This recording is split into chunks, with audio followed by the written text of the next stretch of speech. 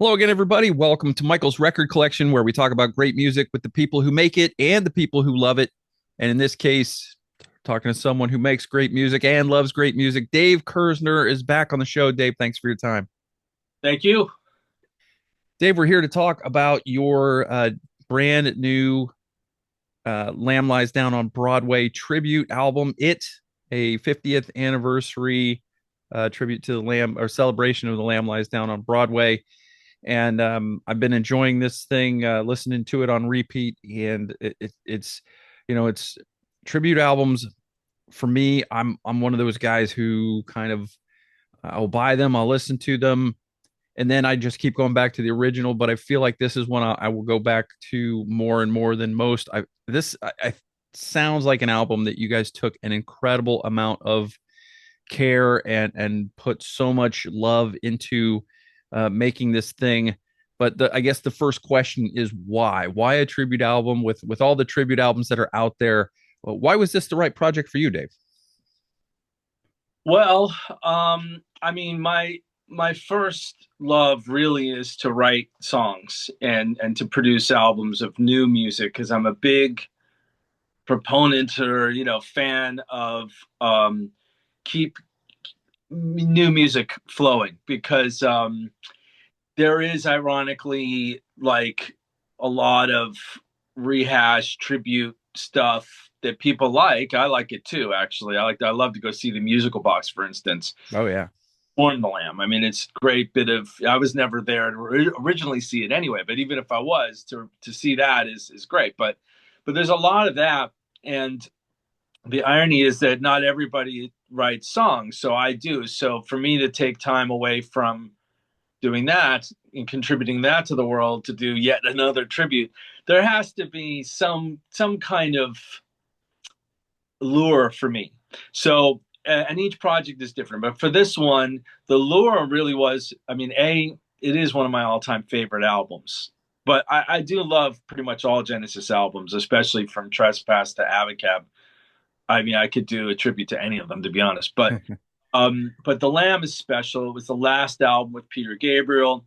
I also performed about an hour of it with the late great Kevin Gilbert, along with Nick DiVirgilio, Stan Cody, and Dan Hancock.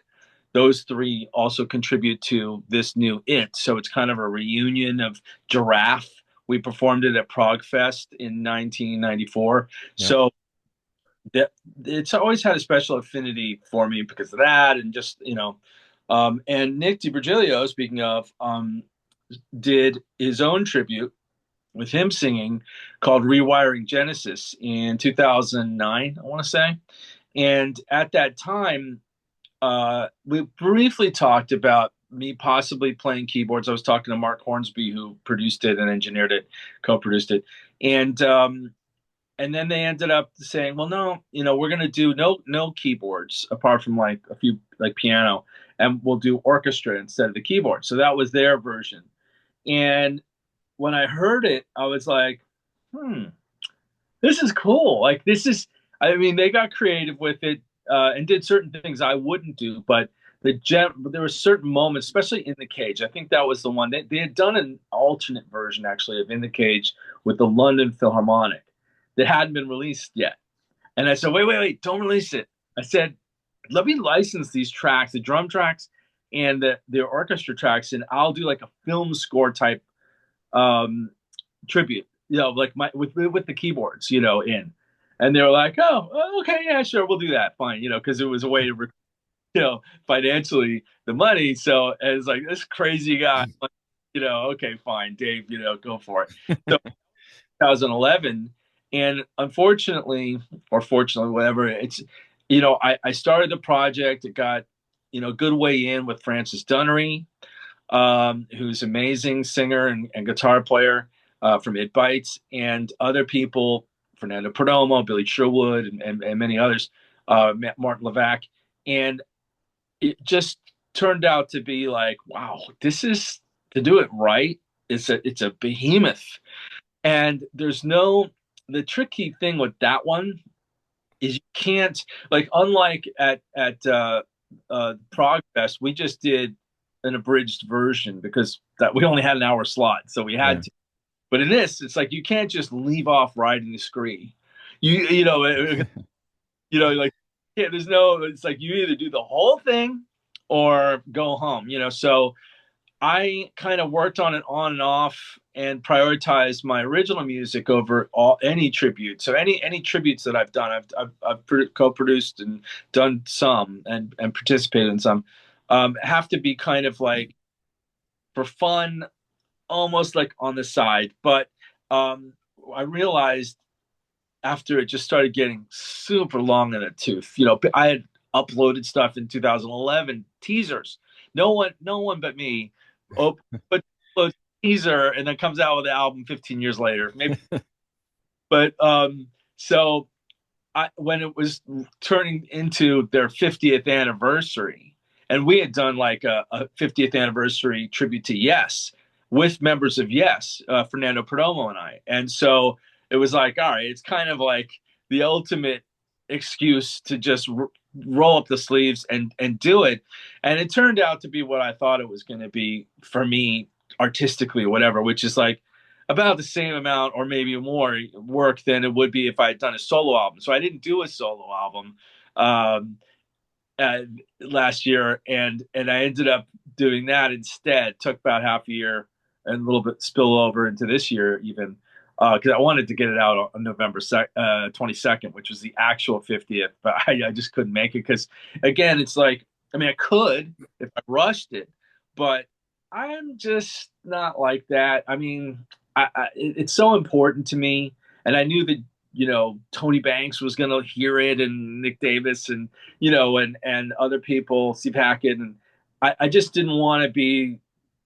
And plus Francis, he's very picky, so I wanted him to be happy with it. It's very hard to get someone like him to, he's a hardcore Genesis fan, and I had to change a lot of things for him. That he was like, no, no, that can't be a barbershop quartet. That needs to be this. You don't mess with, it's sacrilege. So, but it was good. It was good because I thought, well, if I can get Francis to like every track and go through it with me, then I think probably even most, not all, but you never please everybody, but most of the hardcore Genesis fans will accept it. Kind of like what you said, which is to me the ultimate.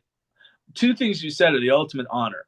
One is that I don't normally like tributes or I don't listen to them that much, but this one I think I'll revisit. And the other was that you listen to it on repeat because if I ever listen to an album and I'm not sure if I like it, I'm like, well, if I listen to it on repeat, that means I like it. And if I hear it once and I go, yeah, they're good musicians, and yeah, okay, it's like I like it, but it's not really on to achieve the level that you really, really want. My opinion, like the new Steven Wilson album. I put that on repeat. I listened to it a bunch of times. Like, okay, I like this album. Mhm. Other people were doing it too, and they were criticizing the album. Like, if you're listening to it on repeat, you like it, okay? Yeah. Because I can't even listen to an album on repeat if I don't like it. Yeah. The overview was it was one of those where I was asking myself that question, and I think I even put it out on social media. Like, I don't really know how I feel about this album, but I think it means something that I can't stop playing it. Exactly.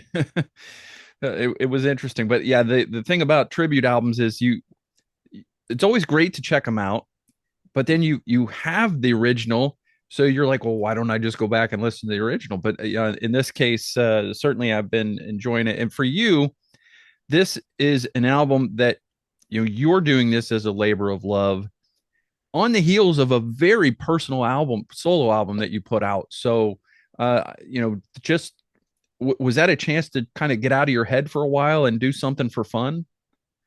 I mean, it wasn't the reason, but it ended up being that to some extent. It's an interesting thing. If I'm really brutally honest about it, uh, I okay. I don't know if I've ever said this before. I'm just candid. It's so to share really what's going on. It's for me, if I'm working on a live album or a tribute album, it's part torture for me knowing that I'm not doing what I really want to do, which is work on original new studio albums. That's my favorite thing to do. So I felt like a prisoner to it, uh, but also loving it. but you know, and then the perfectionist thing, it was like double, like me and Francis, and it was dry. At some point I was like, dude, I'm like, and then I'd be like, oh, but he's right, damn it, you know. So um you know, it drove me a little nuts, to be honest, but it's kind of like that's what you got to do. I mean, you know, I'm not the type of this every music artist is different. You know, some people crank out an album, warts and all, every month. I know a certain somebody who does that. I won't name names. No, Fernando Perdomo, for instance. This year, he's like, I'm doing an album a month. And they're instrumental, so it's a little easier. You don't have to worry about lyrics and vocals and stuff. I'm just not like that. I can't commit to that because I don't know. I'm very crafty. I get into all aspects of production and arrangement and engineering and I'll, you know, nothing is off limits. I'll overdub a part at the mixing stage, you know, and things like that because all I care about really is the art of the final result. And it takes what it takes. And I'm kind of a slave to it until it gets done. But then when it's done, what a relief, what a pleasure it is. And especially, I got to say, like, you know, I work in a world with a lot of different music people at various levels of success, if you want to call whatever the ways that we do call Grammys, platinum albums, things like that. So I'm not just in the prog world. Like I'm friends with a lot of Grammy winning producers and people like that. And I see what they do and I go, damn, this guy got another Grammy. I mean, like, come on. And, they look at me and go, wow, he's doing what he loves. You know what I mean? Yeah. And it's cool. It's like you know, he's, and so to me, it's like, all right. I mean, I could have gone for pop success and Grammys and all that kind of stuff. I went for this because I love it. And the reward for me isn't an award. It's literally seeing people enjoy it is such a pleasure for me and for people to win them over on a challenge like this is an extra bonus. It's kind of like, this was a bold one. I didn't even think about that actually. I didn't. I'm ego. You know, I can do this. You know, and Francis was telling me afterwards. He's like, you realize like very few people could pull this off. It's very bold. I mean, how dare you? How dare you try to like of Yeah. all like who do you think you are? And it's like, and I gotta say, the reason, the real, and again, it's not about me as much as it's about knowing the cast that I had. When you've got Nick DiVirgilio, Martin Levac, Francis Dunnery, even those three alone, you can do an authentic sounding Genesis album.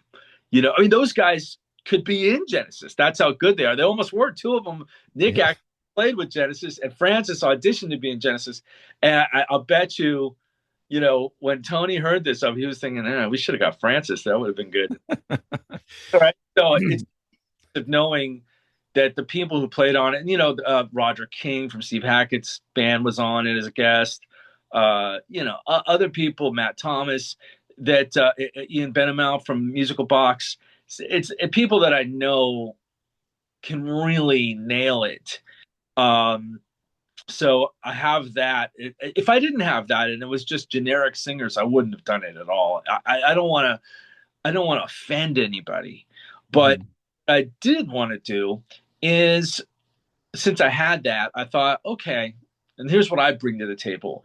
I can give it the right changes in a respectful area and leave everything that's that in my sensibility of Genesis, I think is in line with most hardcore Genesis fans. Like don't change that part. You can't change that part. Who do you think you are? You know, don't turn that into like a Toto solo. What are you doing?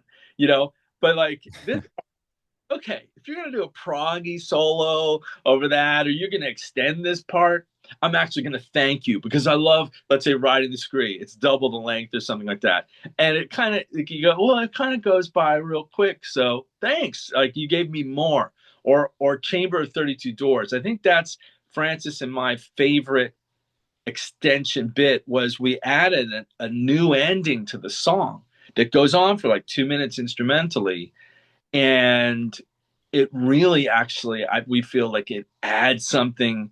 The original ending of that song, ironically, is the least exciting. Genesis was known for these outro solos and big grandiose endings, and Right. that the Yeah. album, bling, Yeah, you have a very gentle take me away, bling, and it's over. But then I'm listening to this, and then it continues, and I'm like, wow, that's an interesting choice there.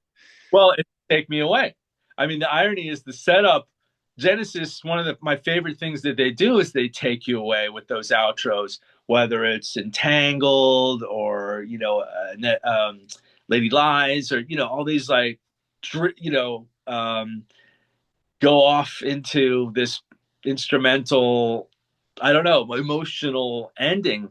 And Stop is Ready, even. So we did that. It was like, ironically, a very Genesis-y thing to do. But that said, in that section, I found like it wasn't about ego or about me, trying to just uh, color it for the sake of, hey, here's me.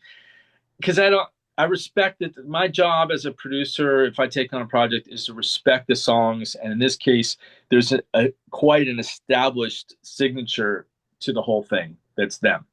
And so I dance around that, and it's only when there's an opportunity, and that was an opportunity. Like, I would say probably that section and maybe certain parts of Waiting Room are, you can hear Sound of Contact or my solo album styles creeping in, things like, there's like this monstrous guitar that's more like a Sigur Rós type thing in that section, and that's not something Genesis would do. Something they maybe should have done or could have done would be cool, but they never did that. But it's sort of a modern Radiohead or whatever my influences are, that I do that kind of ambient stuff or whatever. You hear that creep in my opinion, like in respectful places. Like, okay, this is, we're not stepping on any toes here. This section didn't even exist on the album, but Mhm. a little modernization. And but in a way, but there's still mellotrons in it. It never takes you out of the Lamb core flavor, which is rooted in 70s prog. Yeah. What when you undertake something like this, knowing how prog fans are, knowing how Genesis fans are, because you are one, how do you personally walk that line between being faithful to the original material and when it's okay to deviate from it and add a little bit more, or maybe bump up a sound that you like that was maybe more down in the mix and that kind of thing? Well, it's a sensibility. And like I said, I had Francis as an extra barometer. And most of the time, the ideas were, in fact, I have a philosophy about production. I don't know if people really talk about this so much. It's sort of like, you can talk about the technical aspects of engineering and things, but production, it's kind of a mystery. And there's a crucial element, I think, that makes a good producer. And I would call it, like, if you hear things like that comes to you, if you if you do it by the book, or you do it like just to do it, just to, some people, I've seen people like, just want to get their 2 cents in, whether it's a good idea or not. And to me, it's like, if an idea doesn't just come to me and resonate, I don't want to do it. I don't do it. And what I feel makes me a good producer, it makes me like that, my forte, is those ideas just come to me naturally. Now, that's not to say they're all good. Sometimes you have to, and we were talking about this too, Francis and I. It's like, sometimes you have to follow your instinct, and sometimes you go, yeah, no, that didn't work out. And so and it's dangerous if they end up working out a lot, because then the ego starts to think, oh, well, any idea I have, it's like, no, you have to kind of let maybe someone else hear it, and then go, like if you're on the fence. So there's maybe one or two ideas I had that didn't work, and I liked it, but I wasn't sure, and I played it for Francis. It's like, nah, you can't, like the one of them was Counting Out Time, and I thought, oh, this is kind of Beatlesy, and we did a Beatlesy fun version of it. But then I really went off into this Abbey Road medley kind of, like he went into a solo. We interrupted the song with it, and Francis wasn't having it. It's just like, what is this? It's like get back to the song. Like what. And I'm like, yeah, but kind of like what we did with Chamber. Like we're adding. He's like, yeah, but it's right in the middle of the song. It's like, no, and I'm like, and so I put that as an instrumental though on the bonus tracks. On there's a bonus CD and download. There's extra outtakes and things like that. So it actually works better as an instrumental because you don't feel like it's uh, interrupting the song. Like waiting for the next line. It's like, what are they doing? So that was a good example of being gratuitous and going, nah, like you went a little too far there, Squids. But other times I think you just got to go by feel and hear it. And the other thing I'm able to do, which not everybody is, and this is crucial, I think, if you want to change, you're doing a cover and you want to change it, you kind of have to, in my opinion, look at the song not like too much on a pedestal. It's like a balance between respecting the song. It's like, look, this is not your song. So, like, if you're going to change it, you better be good. Like, because better be a good idea. But at the same time, I think it's great to look at it like it was a new song and you're part of the band, or let's say in this case, I probably wouldn't have looked at it like I was a co-writer, but the fantasy would be that I was the musical director for a 50th anniversary concert with Genesis and an orchestra with the 5-man reunion. Imagine that, right? Producer or co-producer and the musical director and going, okay, like Michael Kamen was for The Wall or something. Like, all right, I'm going to do an orchestral interlude here. Peter, you can go change your costume, and so and we're going to have a film playing while we do this. It's like, all right, that is the ultimate fantasy. And so, if I ever did get a gig like that, which is not probably going to happen in real life, um, until now, they heard it and they're like, Dave, would you like to come out? And we decided to do a 5-man. No, I'm just kidding. Um, uh, you know, what would you do? And of course, in this case, I feel, well, this is my demo. This is my example for the fantasies. Like, well, this is what I would do, more or less. Working with what I had and within the budget that I had, because that also was a miracle. I mean, because I'm not backed by any label or anything for this. It's literally out of pocket. But it's done really well though. So it's sometimes that's a gamble that pays off because if you go all the way and you really manage to just make something sound like it was a stellar big budget production. And I work with a company called IK Multimedia. We make software tools to help musicians do that anyway. So it's like a good example of like, well, you can sound like you had a big, label budget sometimes, even if you don't, if you know how to do certain things. And so, yeah, in the end, people taking it seriously and enjoying it not as like a little novelty, but a legitimate, artistic statement and album of music to enjoy. To me, that's worth all the trouble. Mm-hmm. Now, what was the biggest deviation you made from the original material, not knowing quite how the audience would receive it? Was it that additional ending on 32 Doors? Was it adding 4 minutes to the waiting room? What would you say that was the thing that you maybe had the most? Should I be doing this moment? Well, I kind of I loved the 32 Doors edition so much that I didn't have any doubts. I thought people are gonna like this because especially if you're already a fan of what I do, like my albums, definitely. But other Genesis fans, there were a lot of people who bought this that didn't previously buy Sound of Contact or my solo albums or In Continuum or anything. And so for them, they might have been probably a little bit like, whoa, like, who are these guys? What are they doing? Like, wait a minute, I like it. So there's a lot of musical reasons to like it. Now, the waiting room, it's interesting about the waiting room. So it's such a great lesson. I thought because half that song is like a bunch of chaos and the other half is kind of like a little bit of a freeform jam, that would be easy. And because it's like abstract art, and I was, allowing myself to do a longer version. Some of the things they did, they had to work within the restraints of vinyl 20 to 22 minutes a side. Right. I haven't done this on vinyl. I may, but I wasn't thinking of those limitations. So I thought, let waiting room be 20 minutes if I want. And at one point it was 20 minutes, and it's way too long. And my girlfriend hates it, even the final version. She's just like, skip. And I'm like, all right, fine. I don't so, but not hate it, but she's just like, I don't get it. I'm like, I know. It's like, let me play you Revolution #9, and then see if you like that. So I ended up doing like, um, I don't know, like 20 versions of it until it became the final version that it is now. But I think so. I did think like that people were going to be like, dude, come on. Like even proggers who like long tracks would be like, oh, are you serious? Like this is enough of the chaos, section or whatever. And I'm like, all right, let me just hone this down to what it is now.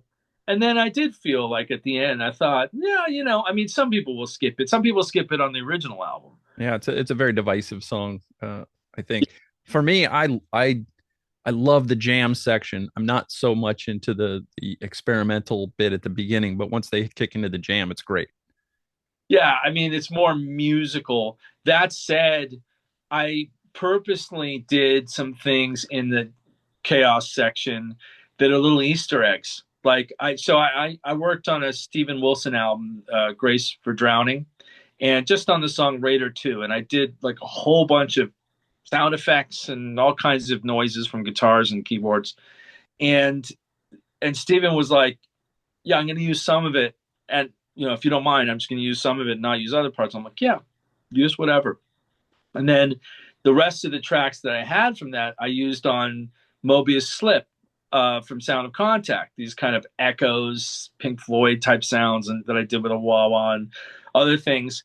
And so, and then there's even more stuff that I didn't use on Dimensionaut. So I'm like, I had this like basically like collection of noises or whatever that I had done for Steven Wilson and Sound of Contact. And I thought, oh, it'd be perfect in the waiting room. So some of them overlap in the sense that like, oh, wait a minute, that sounds like, Dimension out there for some kids like, yeah, like this little sound. So for the really, esoteric Easter egg person, there's some stuff in there. But, overall, I think I do like it. I like the abstract, you know, the journey. And what I wanted to do, it's maybe if I'm honest, it's a little long still, but what it's prog long, so it's not too bad. I feel the purpose of that is it takes you out of the music and makes it kind of mysterious and scary. And then when that jam comes back in, it's the relief. It's like, oh yeah, yeah, now we're back with it. And even our version, we're still doing these kind of extended backwards guitar, Beatlesy type things, or whatever, until we finally hear the keyboard melody, which is like the sun just came out. And we're like, okay, now we get that bright Tony Banks grandiose payoff. Uh, Right. so there's an art to it, whether Yeah. it's for what can I do? I just do it to my liking. Yeah. So The the experimental stuff brings in tension, and then the jam resolves the tension. So yeah, artistically it makes sense. Now I know, Dave, that you bought some of Tony Banks's old gear, and I was curious, was any of that used on it? And if so, was anything that Tony used on the original Lamb used on it? Yes. So I bought a bunch of Tony's gear and the studio, a lot of cherry picked studio equipment from Genesis when they closed their studio down, directly from Mike and Tony through their management. And um, let's see, so from the Lamb album and tours, I have Tony's Mellotron and his RMI um, electric piano. It's like an organ as well, and it's customized with built-in effects. And so I use those two, and then I also own. I don't own Tony's Art Pro Soloist, but I have my own. I do have Tony's Art 2600. I don't think I used it. I might have used it on the way room.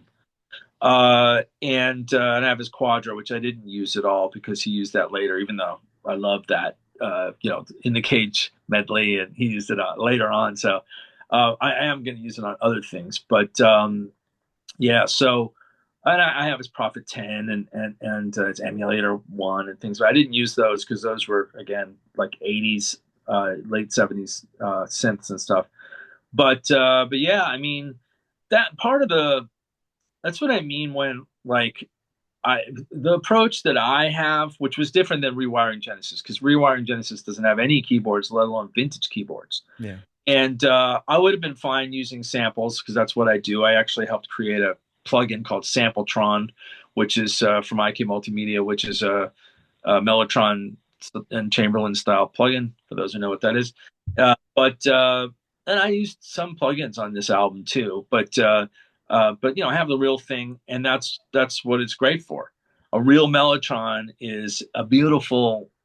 I To me, not to Tony, probably. He, he doesn't love the Mellotron, but I do. I've actually had arguments, quote unquote, with Tony about the Mellotron, saying how good it is, and he's like, "No, you had to run it through effects just to get it to sound good." I'm like, "Yeah, I know."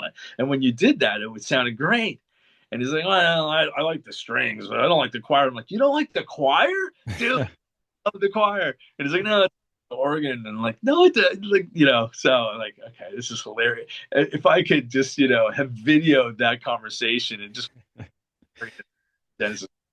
What a great bonus feature for a CD or a DVD that would make. But yeah, Tony's probably his thoughts on the Mellotron have to be clouded by how many times it broke down on stage and lugging the thing from gig to gig before they had a full crew and everything. So, but I'm glad to hear that some of that original equipment was used on this because as I said, you listen to this tribute, and a lot of tributes are very sterile, but for this one, you can tell how much care went into it and how much respect all of the musicians that are involved with this have for this material. It really shines through in a way that in a lot of tributes it doesn't.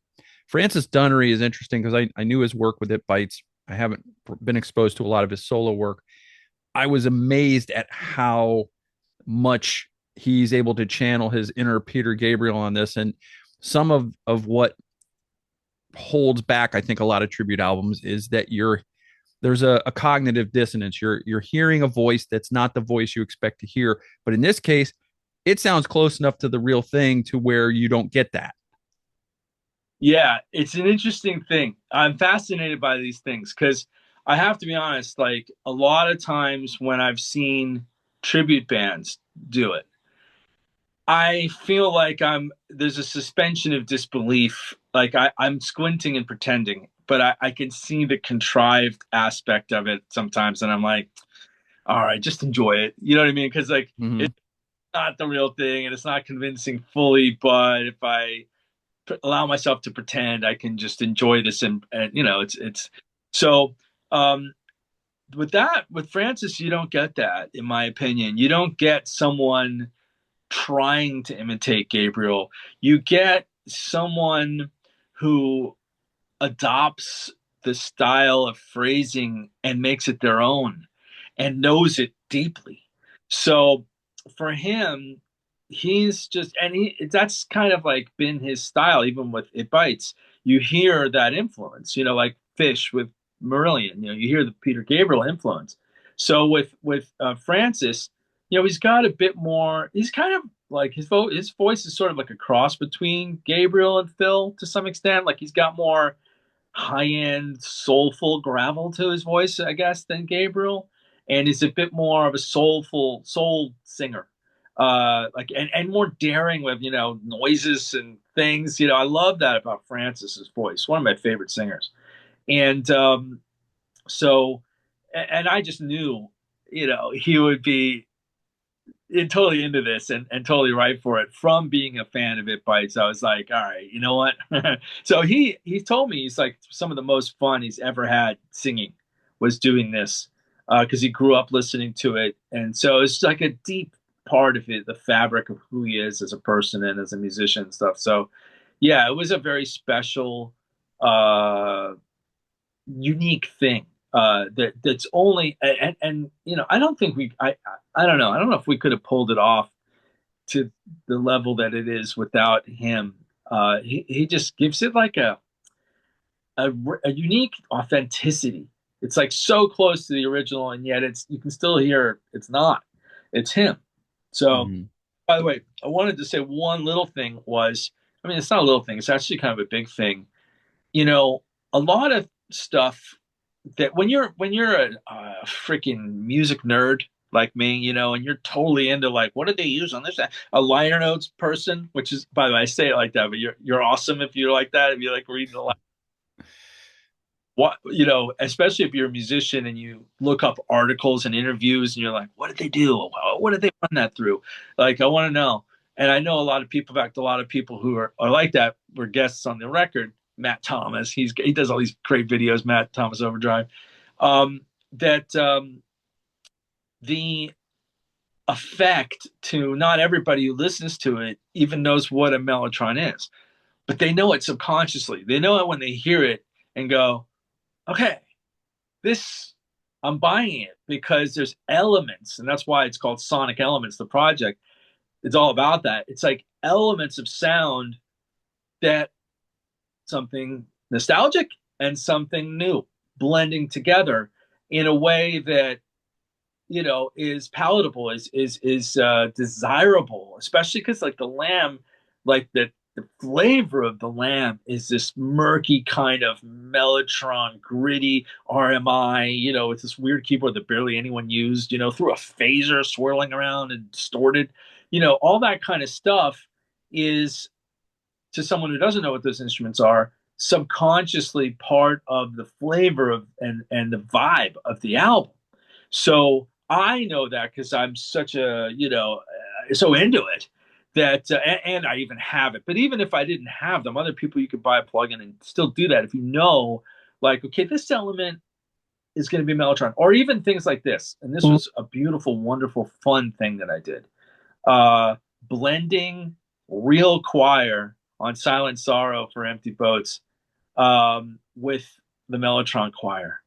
So you hear the haunting Mellotron choir sound, which some of us love, except for Tony, and got these female vocals that Mark and Nick recorded, and it's like they blend together in a beautiful way to me, to where it's like enhanced. It's like you're listening to what could be them playing live, especially an instrumental at that point. It's just, the right sounds and stuff.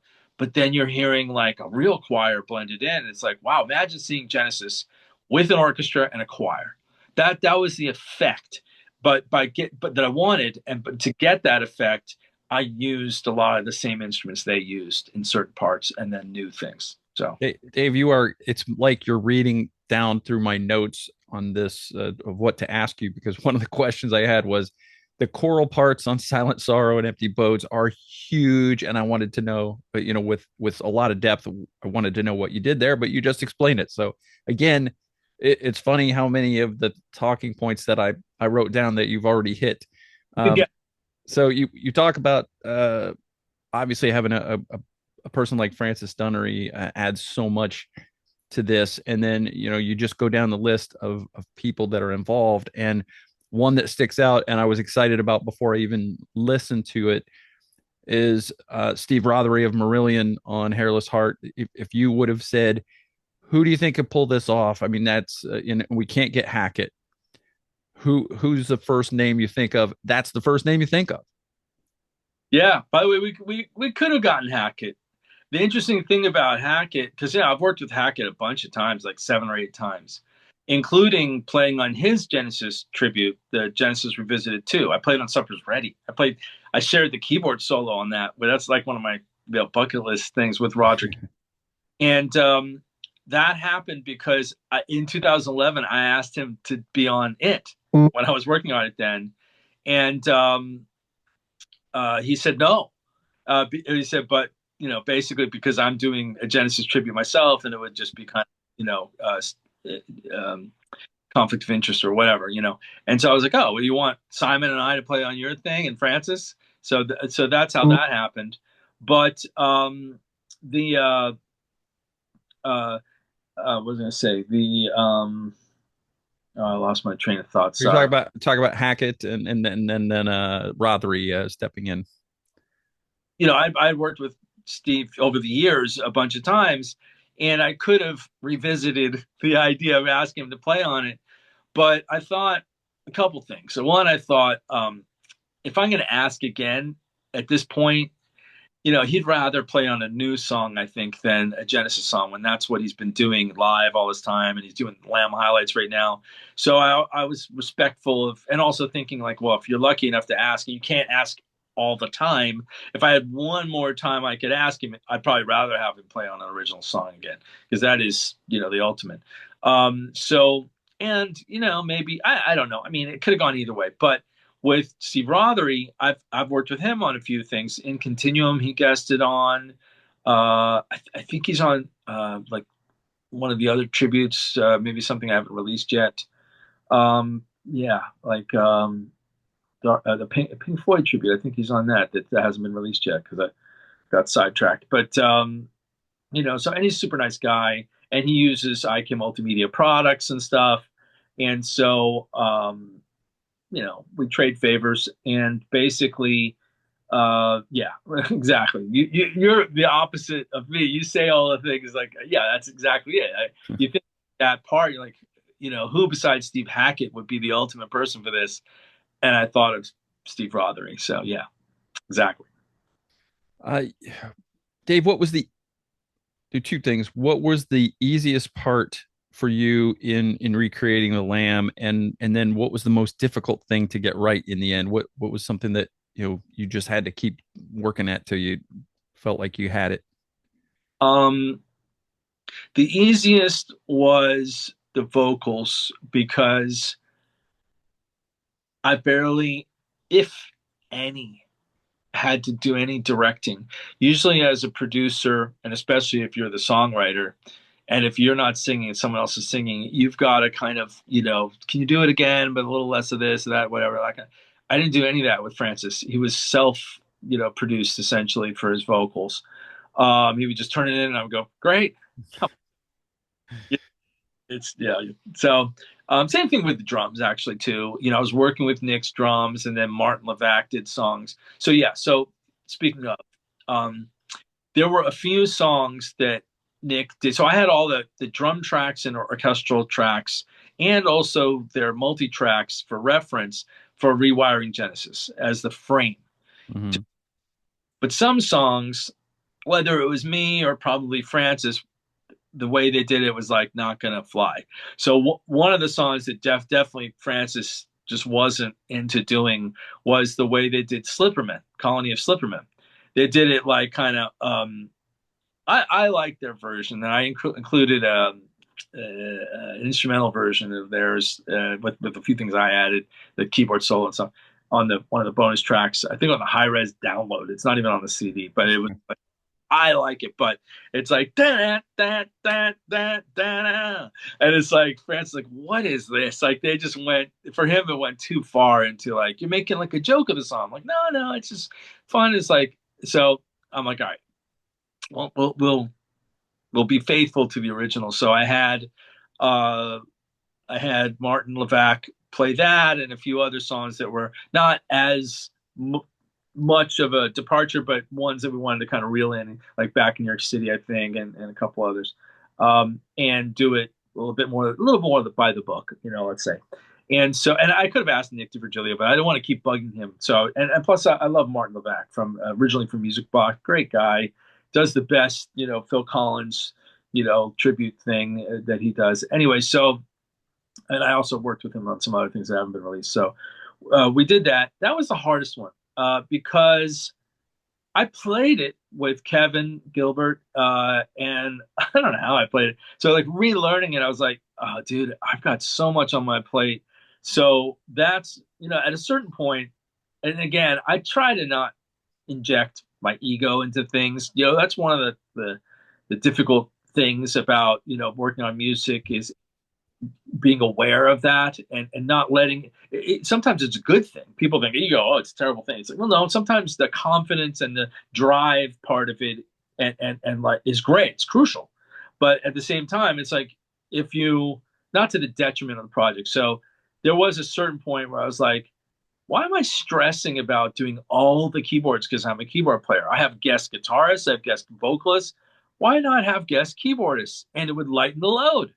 So I did, and on that one, so I got like Matt Thomas to do a few things, and there were even a few things they did as he's in the Genesis show tribute that I was like, oh, I didn't even know like boop, boop, boop, boop, boop, what sound that was, on right in the screen. It was like some sound on the Pro Soloist. I'm like, oh, you play since you know how to do that, and a few other things. So um, Ian Benamel from the Musical Box is a pal of mine, great guy, super cool. We talk about keyboards and all that stuff. And I said, "Do you want to do the RMI part for Slipperman? Because relearning it, I could really learn it. It's not the end of the world, but I was like, well, I wouldn't have to if he did it because he does it all the time. So he did it on the RMI, and it was kind of like, all right, cool. And he does it a little different than I did anyway. I probably did it wrong, or I don't know. I like the way I did it on the Prog Fest, but anyway. And I did the keyboard solo in the organ, and but that song was hard. It's a hard song. That and Riding the Scree were hard because they're just hard songs. But at the same time, that's that's a part of the appeal of Prague, more to some than others. To me, to a certain extent, it is, which is challenging yourself to do something hard. Some people, it's like that's all they do is like math prog, and it's like, my band would just be like, yeah, we can't do that. Like, okay, we can't remember all that. We're old, and but doing like these solos and like different things in odd time signatures, it's a good little exercise for your fingers and your brain to just kind of like woodshed and do it, whatever. It'd be a different challenge to do it all live. When you're doing an album, you can kind of overdub and take this part again. You can get it. You don't have to do the whole all in one take. I mean, I try to actually. Sometimes I do, but you don't have to torture yourself. But anyway, yeah. So that one was the hardest, I think. Yeah. Silverman. So it seems like this is you mentioned it was doing well. I saw on Facebook where you mentioned that you were running low on supplies on the first run of this.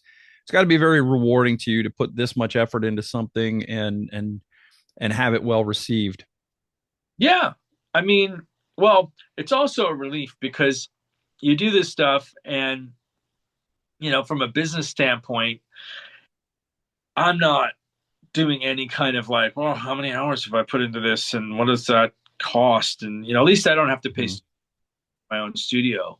But I mean, because if I did, it would have been unrealistic and astronomical. But so and doing the engineering yourself and even the artwork I did myself. So there's a lot of stuff that I can cut corners on expense wise by DIY. But you know, my girlfriend's a little more practical, and she's like, man, and like I had to sacrifice time with her, and she's totally cool with it. But she's like, this better sell for all the work you did on this, Dave. Squids. She even calls me Squid sometimes. Like it should sell. And I'm like, well, yeah, okay, yeah. And so, because I was surprised, it actually caught me by surprise that it sold out first pressing, like several thousand of them. I'm like, I don't even know if I'm gonna have enough for the cruise. Like at least like 100. I think that's all I have is 100 left, and it's being repressed. It won't be done by the time the cruise happens next week, but yeah, so it's a good surprise. It's what you want. My distributor, Germany Just for Kicks ordered hundreds of them.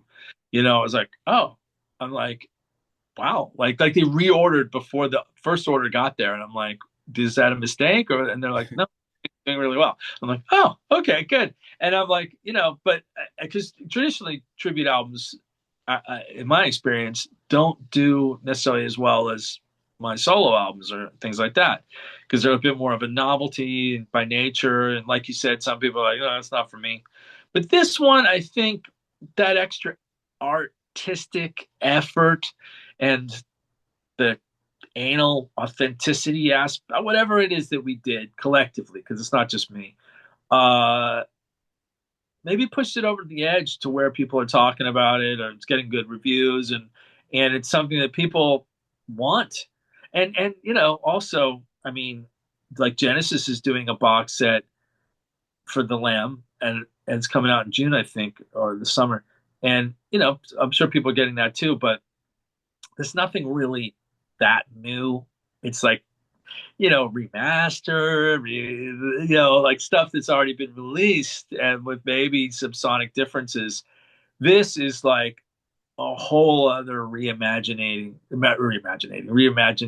of the original Lamb. It's not by Genesis, but it's by people who have a close sonic connection to Genesis, I guess, and all the things we mentioned. So it's look, I'm thankful that people are enjoying it, and it does. I will say it. It's not like I do it only for the art. It is good for albums, not just for me, but from all indie prog artists to be purchased. I purposely didn't stream the whole album for free on Apple Music and Spotify and all that. There's like a highlights version because Mm-hmm. people do need to buy it to support doing this. And if in the end, which I think is going to happen, which fingers crossed, but that this more than recoups and actually makes a profit, um, I'm going to be like, wow, this supports itself as a business as opposed to I've got a day job and I'm doing this because I love it. And but if, the ultimate thing is doing something you love that's successful commercially that and can support itself.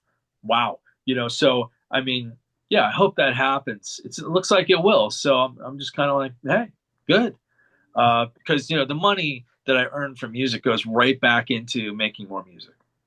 Yeah. Have you gotten any feedback yet from the Genesis camp, from Tony, from Nick Davis, anybody? Nick Davis, yes, because Nick Davis, their co-producer and engineer, is like a good friend of mine. We worked together on Sound of Contact, and it just we're friends. So, but he's also British and sort of reserved, if you will. So anything you get is like magnify that. So he said, what did he say? Something like quite an accomplishment. Accomplishment, and that he really liked it. He did say he was a little lambed out because he's listening to all these Lamb remasters, and Oh he's yeah. like, I can't listen to the Lamb again. Yeah, but he said, that we did a fine job, and that his stuff was actually the stuff that was different. So, ironically, sometimes it's an interesting thing hearing from the people that work on the stuff. Like, I don't know what Tony thinks yet. I know the only thing I know from Nick is that he kept listening, and he said he must like it because he wouldn't keep listening if he didn't like it. But I haven't heard his like definitive like yeah. Whereas ironically, I did get to hear straight from the horse's mouth what he thought of the cover of "Keep It Dark" that I did with Simon Collins, Phil's son. Mm-hmm. Favorite covers of a Genesis. He said all the things you would hope to hear. Like it was one of his favorite covers, that he liked how we kept it faithful to the original, but then still changed a few things, and of course, that's what I would hope that you would say about this. But Francis was like, because Francis was curious too. And he's like, so what did he say? And I'm like, nothing. And he's like, he just started laughing. And he's like, that's great. That's even better. Like nothing. So, we're both like, and Francis is like, look, dude, I know what you want to hear, and you just have to let go of that because you may or may not get that. And I'm totally cool with that.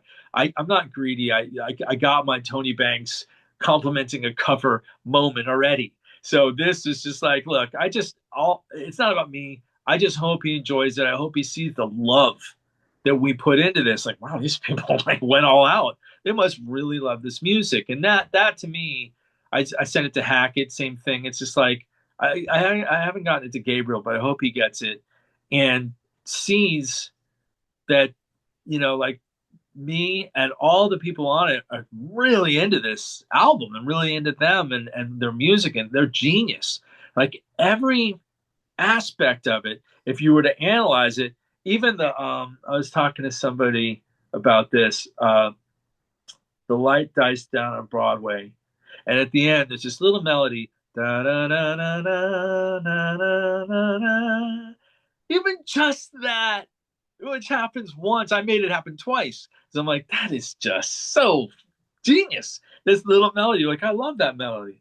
And to them, they're probably like, oh yeah, whatever. It's just one of many melodies we've done. I'm like, yeah, but barely anybody, if anybody, does melodies and chord changes like Tony Banks and Genesis. And so from the outside, we just celebrate. That's why it's called a celebration. We just celebrate their brilliance, their compositions, their you know parts and things that we think are like even down to, and again, now you know what a geek I am. To Broadway Melody or Flying a Windshield, where there's this fill on the timbales or the rotos, bow bow bow.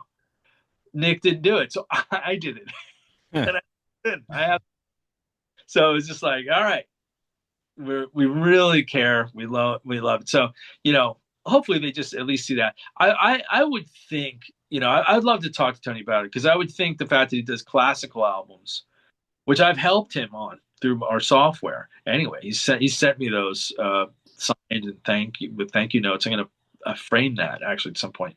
But that he would be tickled, or love the idea that there's a symphonic element in this, that would be like something he would be into. It's like, oh, this is kind of a little bit classical or a little bit film score with he's into doing film scores too. So I think the only way I'm going to get that kind of feedback is if I get the chance to talk to him, which is really kind of slim, because you don't run into Tony Banks at the NAM.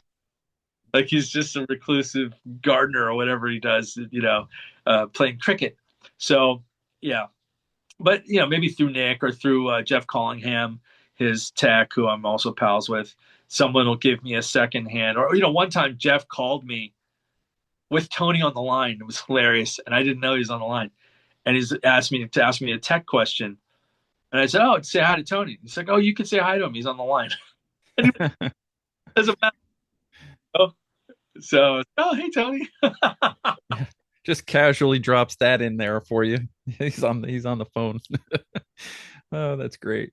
So you can get this at sonicelements.bandcamp.com, Yes. and that's where it does the most amount of good. So visit that. Dave, where can people follow you? I know they can follow you on Facebook.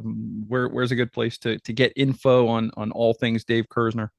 Oh, I guess social media, either Dave Kerzner or Dave Squids Kerzner or David Kerzner. I don't think I have a consistent name across all social media, but I'm not too hard to find. As long as you just go by one rule. But for me and other artists, if it's a music artist and they've got like 10 followers, it could be a clone account. Or if they're hitting you, like I have some female fans like, is this you? Like, somebody's saying, send me money to, like, no, that's not me. I don't ask you to send money, and I don't start hitting on people. So yeah, other than the fake accounts that are out there, which is really annoying, some dude in some other part of the world, scamming, I'm pretty available. And also myself and my bandmates, uh, are pretty interactive too on social media. So we just talk to people and like a normal person, and you can ask directly a question. If it's like a question, where's my order? I get those better via email. But if there's just anything, like we're very accessible, uh, down to earth people. So yeah, but You're getting. Go ahead. and sonicelements.bandcamp.com is that's the best place to buy it in terms of supporting the artist, in this case me, Mm-hmm. uh, uh, on Bandcamp when an artist has a Bandcamp, but because it's direct. But also I have special versions, uh, high res, download only, 3 CD version with those extra bonus outtakes. On that, we have Billy Sherwood and Nad Sylvan from Steve Hackett's band and other people singing and things like that on the bonus disc. So, and the outtakes I mentioned. And, but I will have it on Amazon, and you can get it on iTunes and things like that. So, and obviously, if you, depending on where you are in the world, Burning Shed is going to have it, and Just for Kicks has it in their various retailers that they, it'll be out there. But like I said, like I've actually had to, it's back ordered. Essentially, it's back ordered, and that rarely happens. But it won't be like the ones that, yeah, it'll be more available in the coming months than it is now. So if you see a copy, snag it, knowing that they're kind of almost sold out. Like probably Cruise to the Edge, I will sell out. So So you just mentioned Cruise to the Edge. That's coming up right next for you. I appreciate you making time during this busy period of getting ready for that. What's next for Dave? Are we getting Heart Landmines Part Two next, or what's the next recording project? I have two solo albums. One of them is Heartland Minds Volume 2. The other is this kind of trippy, proggy album. Um, I don't know which one's going to come first. Both of them are about 75% done. So I don't know. I think probably the proggy one. And I'll explain why later. And then I'm also working on an In Continuum album. I don't know if it'll be out this year, but I'm recording it. And So that's what's next there. Fernando and I have been working on a Genesis tribute album that's co-produced, like we did for the Yes one, where we did songs from the very first album up through, like, let's say the 80s albums. And that one is going to be with a lot of different singers. It'll be less consistent. It's not going to be like as the same as it, because it was like one producer, one singer, the lead singer the whole way through, and consistent production and all that. This is a little more free form. You're gonna get songs that, it's a little more like a typical tribute album in the sense of like a variety show. So some, Mm-hmm. like, oh yeah, another song like, oh, why did they do that? Whatever, maybe. Or some people would just love all of it because it is a lot of the same people in different combinations. But in different eras. So it starts to get into whether you like the Phil era or the Peter Gabriel era. I like all the eras, even with Ray. So, uh, Mm-hmm. but anyway, so that, and I do have a Pink Floyd tribute and a Rush tribute that I want to finish. Again, it's one of those things. It's kind of like back and forth between original music and tributes. So kind of, and then there's another project with members of Yes. So it's kind of, yeah. Some of these things, luckily, I go through these stages where I'm so sorry, I'm so long-winded, but I come to, I'm like, oh yeah, that's just kind of funny and true. Where I'm late because of, and I always say my reason for being late on this is because I just want to make it great. I'm sorry, I can release it now, but it's not done. And it's like cooking like a chef. You're like, well, I could give it to you now, but the cake hasn't risen completely. Let me just put the frosting on this thing, and you're gonna love it. So, but when I'm done with that, and nobody has anything pre-ordered, there's like a moment of peace of like, okay, because I feel like, oh, I owe them. I do. I'm their bitch. I mean, like I'm here to serve you. Like you've given me money, and you're waiting on your album, and I'm going to do my best to get you a great album as soon as possible. But once I've done that, I'm like, hey, there's no pre-orders. I'm free. I could do whatever I want. I could go skiing. But then I'm like, all right, I've started another album. And as soon as I start the pre-order process, there's a hard deadline, and now I've got to get that done. So at the moment, it's kind of like I could just work on any of those and any combination, and then until I say, okay, this is next, that's when the commitment has been made. But right now, I'm just kind of like, just writing and working on a little, like on Cruise the Edge, I'll have Letitia and Gabriel Gudo. So those are the two other singers, two of the other singers on in Continuum. So I'm going to turn my cabin into a studio because they live in different parts of the world. You know, Gabe's in Argentina. Very expensive to fly him out to do a session. So it's like, all right, song written. Come to my cabin. We'll sing. The people next to me are probably gonna be like, "What is going on in there? What is?" Uh, but yeah, so that's how I do it. And again, it's like think about it. Like if you're on an indie budget and you have a singer who's in Argentina, you've got one of two ways to do it. You do it remotely, which is hard to do. Like I said with vocals, that would be a good example of like the opposite of what I said with Francis. I have to work with Gabriel because it's very specific and he has an accent. So with the accent management, it's like you either commit fully to the accent or you don't. You can't be in between. So sometimes he'll do a word that's like, okay, that's not a British accent or an American accent or an Argentinian accent. It's like so obviously it'd be easier to just do the his Argentinian accent. But when he sings with Steve Rothery, he does the fish parts in Steve Rothery band. You know, he's got the sound of he sounds very close to fish because that's the job. It's the job isn't to sing that with the Argentinian accent. The job is to sound like a Scottish, singer or whatever. So, and then at the same time, you don't want to sound like that you're singing in someone's accent, but it's all in the like down to each syllable and each vowel, and making sure that it's like okay, that was weird. So it's better for me to do that with Gabe in person. That's just easier. I'll be like, no, take that again and say that word.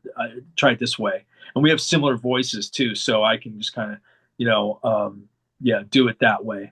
And then same thing with Letitia or Durga who's on there. It's just better. You're there in person. So I like to take advantage of um, wonderful situations like everybody being on a boat with nothing else really to do and be like, yeah, you want, and they get paid. So it's a paid session. It's like, yeah, of course I want to do some work and, work with you and do all these things. So yeah, that's how I do it. I just, opportune, situations to save money and get cool people to, contribute. All right. The album is called It, a 50th anniversary celebration of the Lamb Lies Down on Broadway. Dave Kerzner and Sonic Elements. Go to sonicelements.bandcamp.com, pick it up. You might have to wait a couple extra weeks because it's on back order, but and you've got different versions there. You get the special edition, you get a signed copy, all of that stuff. All very cool that you're offering all of that. Dave, I'm glad this is doing really well for you. I've been enjoying it, and I hope it does continues to do well. Thank you so much for your time and telling me about it. Thank you, Michael.